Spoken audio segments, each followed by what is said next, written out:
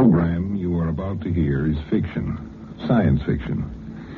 We make no guarantees, however, how long it will remain fiction. Exploring tomorrow.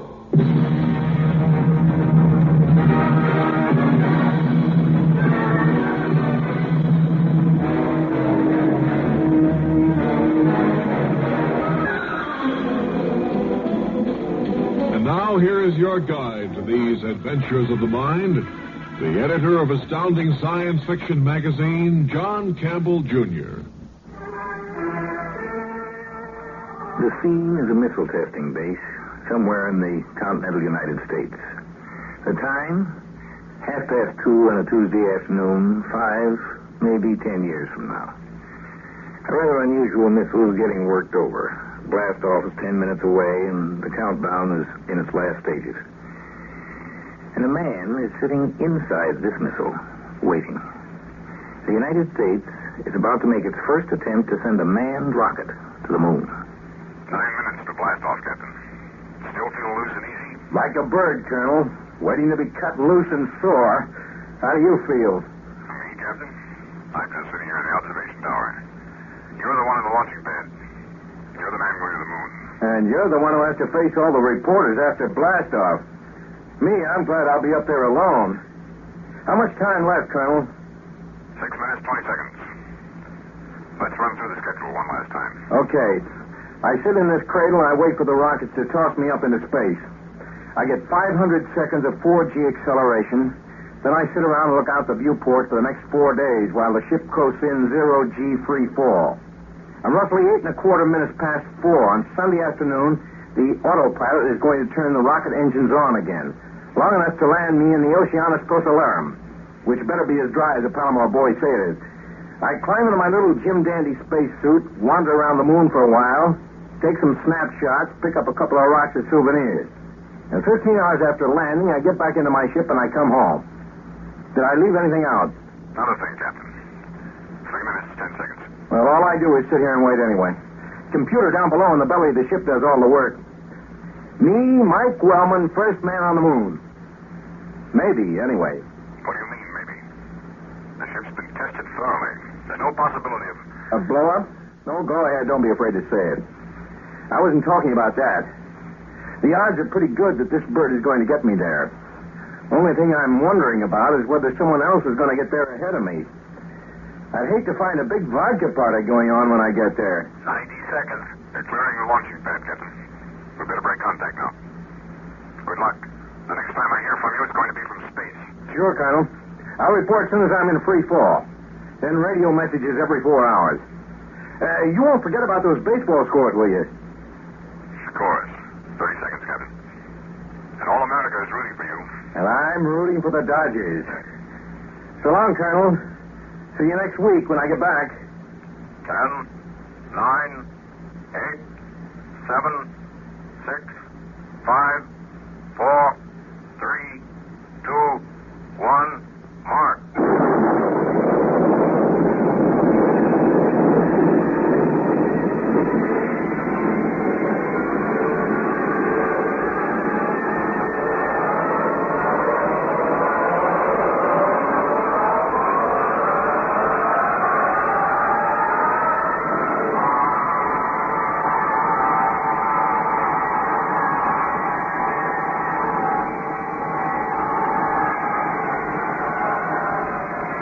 Are you reading me launching base? How do I come in? Clear and sharp, Captain. Oh, glad to hear it. Okay, ship's time, 1,452 hours. Blast-off went fine from this end. I got through acceleration good enough. 4Gs isn't much fun, but I don't mind it in 8-minute stretches. The ship's in free fall now, no gravity at all. And it's weird, all right. Even after all those hours in the training chamber, I still feel a little strange. Very quiet up here. Nice. Man really can think here. And the view is really something. Where do you see the photos? How about the psychological reaction? You don't feel cut off? Me? A guy whose idea of heaven is being along with some books? Colonel, I like it up here. The psych test said I was an introvert, didn't they? Well, not really. Just sort of solitary-minded. Same thing. Well, it's us solitary-minded people who are going to be your spacemen, Colonel. We don't mind the loneliness.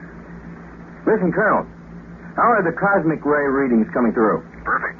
All the equipment seems to be functioning. Including the pilot. Or rather, the live cargo, because that's all I really am. Okay, Colonel, I got a few odd jobs to do on board. I'll be talking to you again in 4 hours. Over.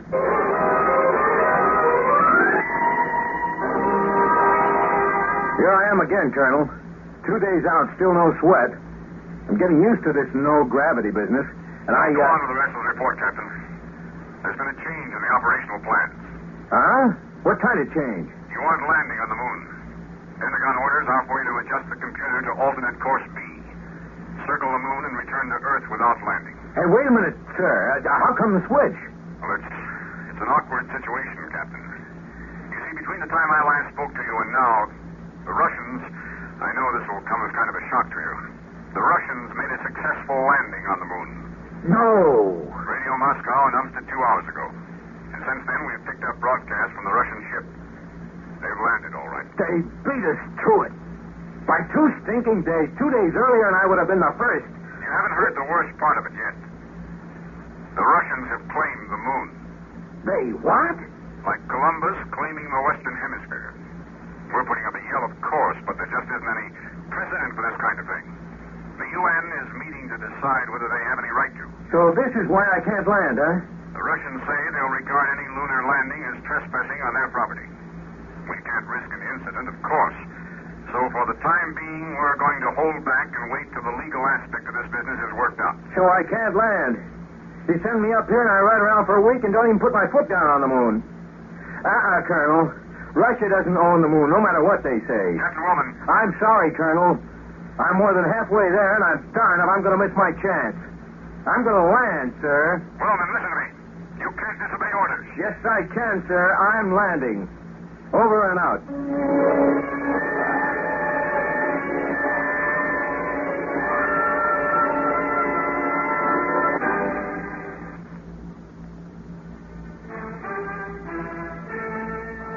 It's not that the moon wasn't meant for man. It's just that man was never designed for the moon. It's a fantastically inhospitable place. Harsh, blinding sunlight with no atmosphere to dim it. Jagged shadows. The rocks are hard, sharp-edged. There has been no weathering to soften them, and the shadows are just as hard and black. It's not a nice place to be alone. Or even when there's only one other human being within 200,000 miles. I don't know if you want to hear from me again, Colonel, but I'm beaming this anyway. Look, I just wanted to let you know that I've landed on the moon as originally scheduled. Yeah, right on the nose, in the designated landing area. Northern branch of the Oceanus Procellarum. And you can tell the Palomar fellas that they were right all along. Maybe this was an ocean once, but not in the last million years or so. As for the Russian ship, it isn't any hoax. I saw it when I came down. It's about 50 miles north of here. Maybe later I'll break out the rocket sled and wander over there for some vodka. The Russians are trying to contact me now. I better shift channel, see what they want. Over, Colonel.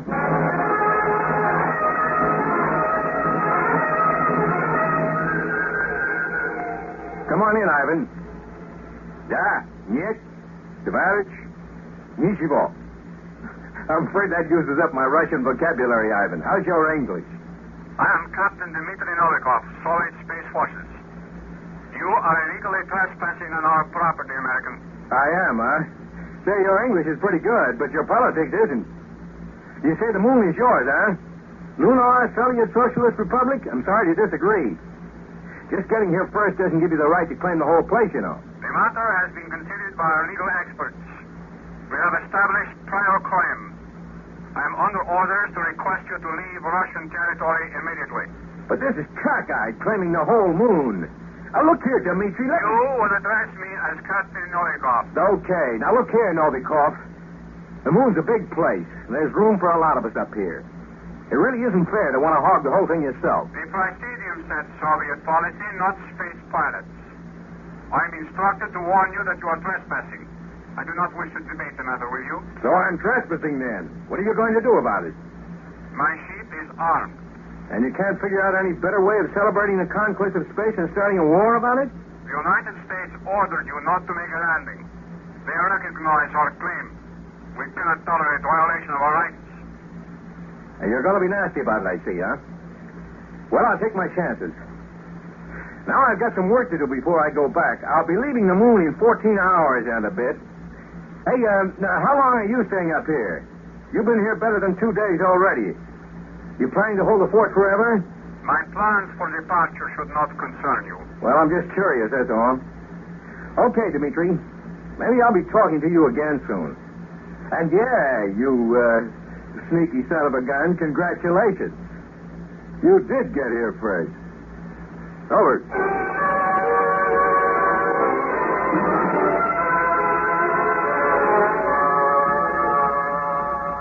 Come in, launching base. You hear me? We're getting you, Wellman. We read you. Look, I just had a little chat with the Ruski. There seems to be only one of them. He gave me some malarkey about firing on me if I don't clear off the moon right away. Wellman, you insubordinate idiot, you're liable to touch off a war over this moon trip. Well, what was I supposed to do? Smile politely and turn back just because they got here first? You think they have any right to claim the moon? Of course not. That's not the point. You were ordered not to risk trouble by landing. Yeah, and I landed anyway. Well, go ahead. Chop my head off when I get back to Earth. Meanwhile, I'm here, and if that Russian doesn't blow me up, I expect to do a little exploring in the next 14 hours. I don't think the Russian's going to blow you up. He's got his own troubles. What do you mean? We've decoded some of the messages he's been sending back to Moscow. Seems he made a faulty landing and has to make some repairs on his ship. It may take him a week or two, and he doesn't have enough food. Russia may be crowing about claiming the moon, but it's going to look bad for them if their spaceman can't get back. Starves to death. Yeah. Yeah, that would be rough. Maybe I better call him back and see if I can help him out. Well, then leave him alone. He's a Russian. He's a human being. And so am I. Get off the wire and let me call him, Colonel. I order you not to make any overtures to that Russian. Look, I'm not on Earth now. There doesn't need to be a Cold War up here, too, Colonel. And I have plenty of food to spare. Give the folks back home my love. I'm going to call Ivan again.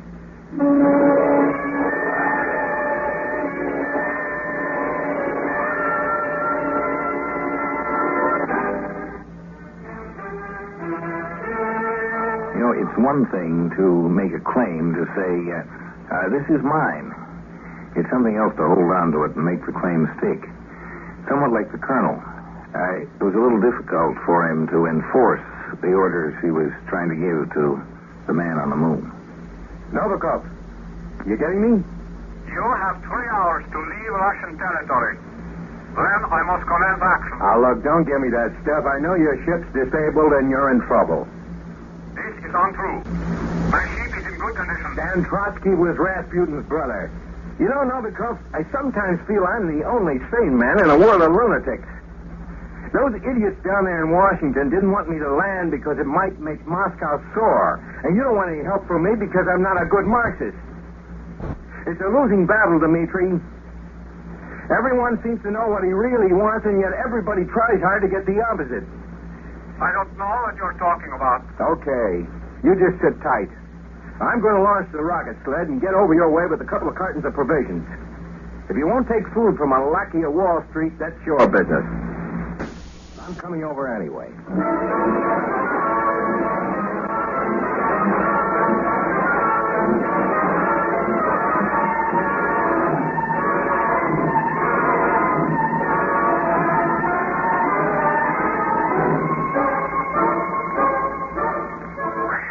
Boy, it's good to get that helmet off. Hello, Novikov.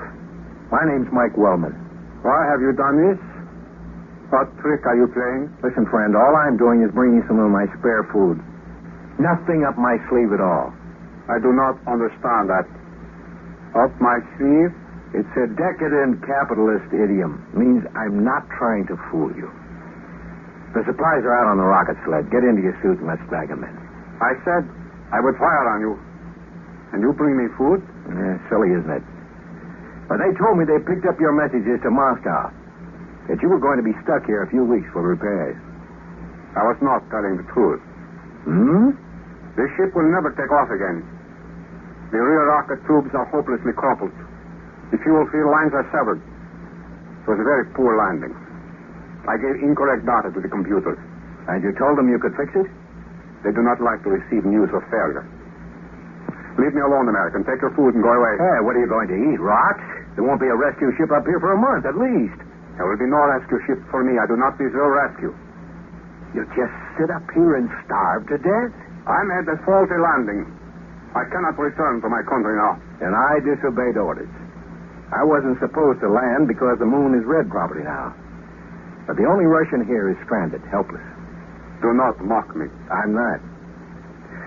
There's a fine bunch of spacemen you and me are. You smash up your ship, and I disobey half my orders. But I'm glad I disobeyed anyway. At least there'll be one practical result of my trip. I'll be saving a man's life. You? Sure. You're coming back with me to Earth. We can jettison some of the meters and stuff and make room for you. I bet you don't weigh more than 150. We can manage. Sure. But save the butts for later. And if you try to argue me out of it, I'll slug you.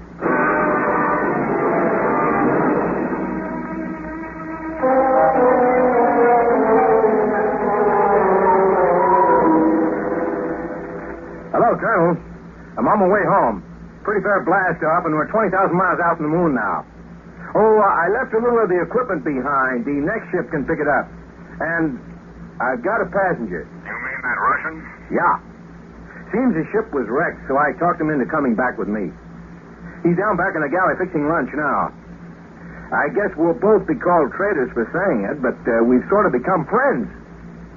And he doesn't think Russia ought to claim the moon either. Well, we have one distinction anyway. Maybe a Russian ship was the first to get to the moon, but it was an American one that made the first successful round trip. I like to think of it in a different way. Not an American ship or a Russian ship. Stuff like that shouldn't matter anymore. Call it a ship from Earth. Yeah. Novikov and I started out separately, but we're coming back together. The first expedition from Earth to Moon is coming home.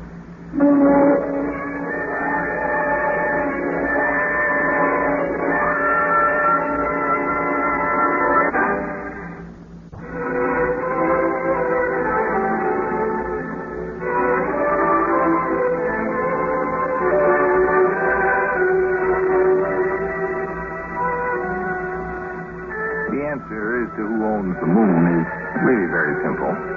It belongs to man, of course, to mankind.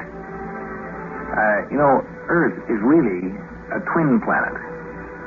No other planet we know of has a moon that's practically as big as the planet itself. The moon is Earth's smaller sister, and it, like the Earth, belongs to man. We earned it. We worked for it.